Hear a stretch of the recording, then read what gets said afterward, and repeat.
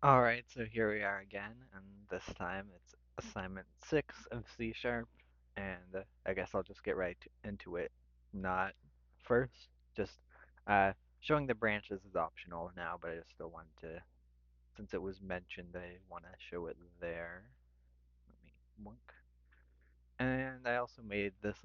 I made some code changes because this is still working off the face assignment, but it's much more focused on the tabs now because that's what this assignment is about. It's about the tab control. So I'll get to like the code changes later. You can see probably a big one right there. But uh, first I'll run this because I find for some reason that sometimes the IDE bugs out and this decides not to load until I start running the actual program. So first, info entry. I'll just put in. I was in a kind of a weird mood when I made this, so that's what the. You'll see the text is a bit funny, I guess.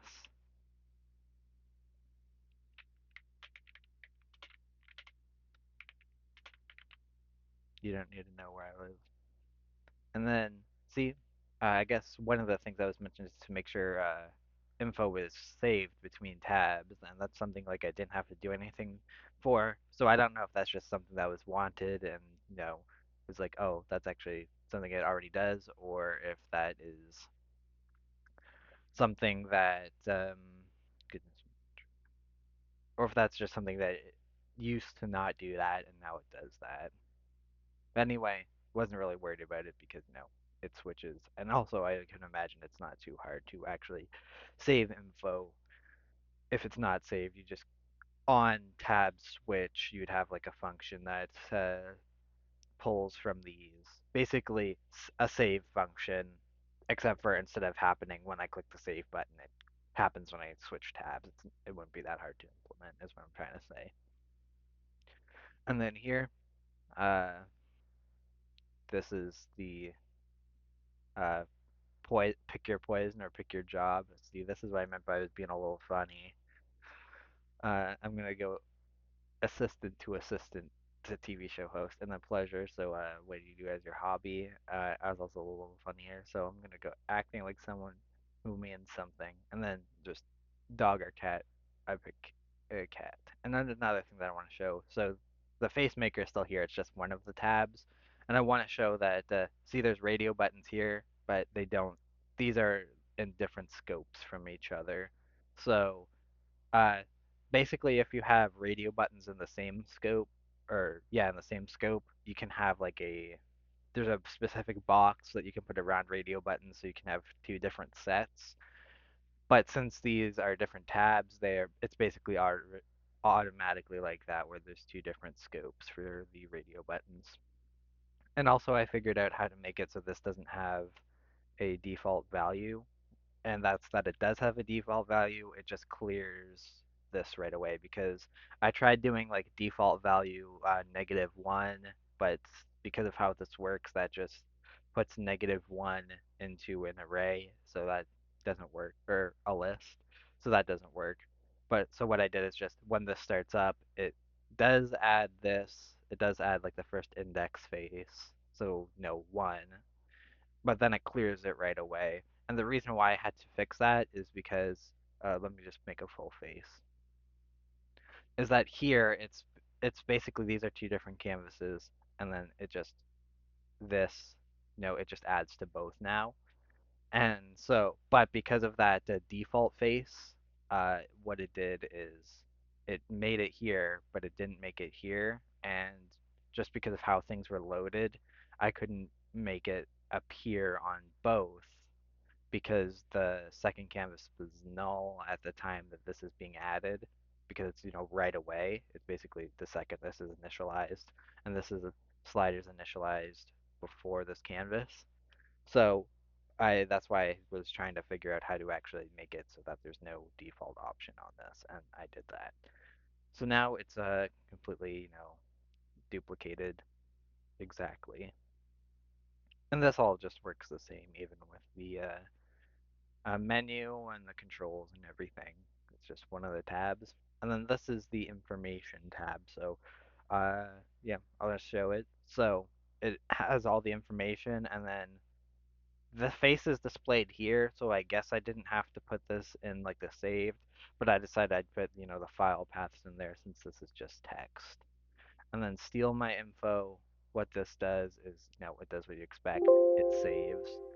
And it specifically says updated because I'll get into the code in a second. It's because it uses the same function as the clear info. And I'm just going to pause this so I can pull up the text file that's put into. So you can see here that it's all been saved to this file. Oh, I didn't mean to do that. Just forgot that shaking it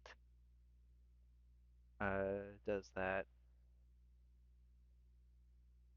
My mistake on that. But anyway, uh, so yeah, it just saves to this, and then clear info. It basically, like I said, it uses the same function except for the info that it takes. It basically just takes a blank, not like an empty string, like not the one with a space, just completely empty. So if I clear, it's probably not going to update live. No. So now that I got that open, I can just close this, and then now I can see that it's empty. So now I'm gonna go into the code. This isn't really the XAML isn't really worth talking about. It's a basically, it's a pretty straightforward, just the tags and tab control, and tab control has a tab item, and that's how we have all of this. So image manager, this basically it's the same functions except for I had to add a few, or I only had to add one, and I just put it in a different class because it was getting a bit big, and this is the thing that like made the most sense to me. That would basically save the most space and make the most sense as its own function, or as its own class. Sorry. So I have the get image, which basically is it just checks if these aren't null, and the reason why I'm checking if these aren't null is because of that issue that I was having earlier. But I probably don't need to do this anymore. But it's still worth having just as a check. And then so this is technically the first different function. It does say get image because that it uses this function, but this function is basically the old get image. But yeah, it just gets image. So this one works exactly the same as before. And then we have remove images with substring. So this is how I save files, or how I save the images, or this is part of how I save the image strings, because the way I do it is I just save everything that's a child of the canvas. And so because of that, I need to remove images as I add them. Or so like, I want to put hair, then I want to put nose, so I don't want to remove the hair, but then I put a new hair, I want to remove the old one. I didn't do that before. So that's what this is for. And since I have a good naming structure for my images, I do it based off of P1, P2, P3, P4, because they're like they're named as like guy 1, part 1 is hair because, part 1. And then so guy 1 part 2 is the eyes. And so because I have that naming structure, I can do this. And that's why it's good to have your files named well. Just a little lesson, I guess. And so remove images with substring. And then I had this as well because it basically, this is to check if the, if it contains the substring for each of them. And it's basically, this is the check to make sure that um, what I mentioned, how if you add a hair, it doesn't remove eyes. And then this is what actually removes the elements themselves. I just decided to have those as two functions just because uh, it wouldn't be a lot in one function, but it kind of makes sense to have them separate in my eyes. And then command handler is the same, and then this is pretty different. So first, I obviously have an info directory, but I also made the face directory and the path to the help files and the web path just separate, just in case I need to change them. But are all only you, except for the face directory, which I did have. No, I didn't have that separate before, but other than the face directory, all of these are only used once. No, I think I did have this separate before, so yeah. All of these are only used once, I think. Yeah. So I didn't necessarily have to have them like that, but it just made sense. And then obviously make the image manager. And these are in lists now. And I remember like I mentioned how it wasn't working. And this part does work, but you can see I'm adding them like this. And if I try to loop to add them, like if I had put these all in a loop and then I have you know what? Actually, I'm gonna just show that. I know it's gonna be a bit of a pain, but I'm gonna do that. So for an I is less than no, let's just do less than 5 or less than 4 because that's makes sense. And then I plus plus, and then I'm gonna do this, and then I'm gonna do this, and then I'm gonna do that. So then if I do this, I'm just gonna copy it.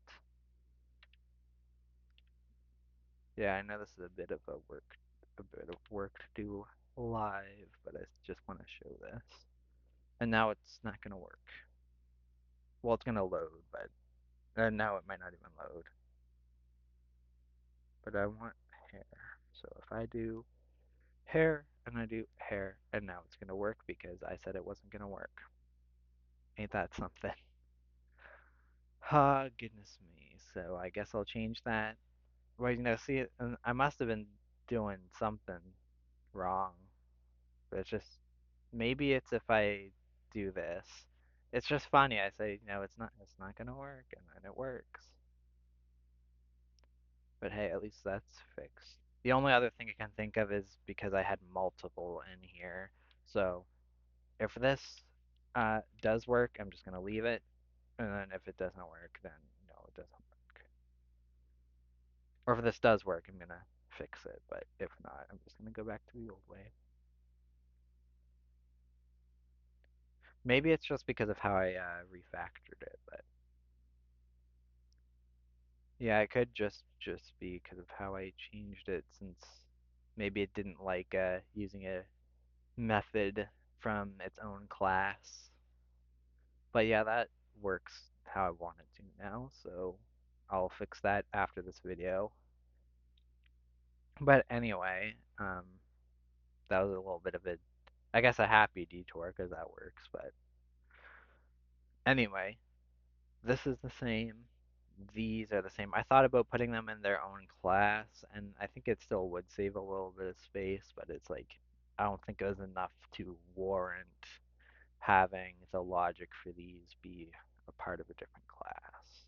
Especially this one, since it's literally one line. Because if I were going to put them in one class, I was going to put like all of the button, or all of the face buttons, and then all of the help buttons, and then probably all of the collect stuff, or all of the info buttons, which are those buttons on the last tab.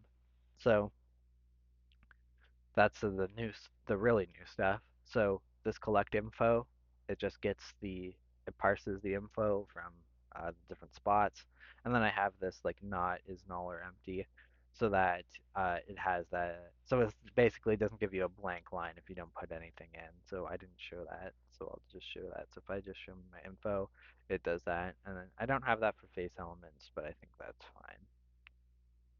And then dog or cat, I do. It's a little bit of extra work.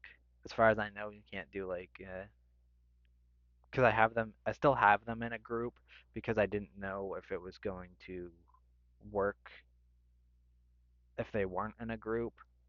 So I like just left them in there. Like I still tested it and I worked without them in a group. So I put them in a group. But as far as I know, there's no way to just check which button is clicked in a radio button group. But I could be wrong.